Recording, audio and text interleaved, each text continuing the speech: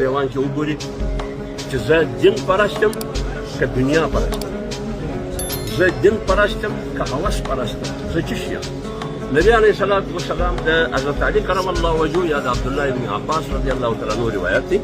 هغه وایي چې داسې زمانه پر تېره روانه ده چې د سړي د ژوند او د زندګۍ مقصد به نشي او دل به خواهش. د دې څخه دا معلومه شوه چې زموږ د زندګۍ مقصد یا پیټ دی یا جیب دی. نو چې تر څو پورې پیټ او جیب د مابینه نه وتلی یووالی نه راځي، ورورولي نه راځي. جنګ یا پر پیټ دی، پر نس دی او یا پر هوس. نس او هوس به تر مابین باسي، په مابین کې به مینه او محبت او ورورولي دا اتفاق راځي. د ښځې او د سړي په مابین کې مینه او محبت وي، دا به په چغرب ګرځي، ته به ما خبرك كويس الناس كده عوام كده شف كده پښتانه وایي چې مشر دې ګوندر یا اختر به دې مات کړي.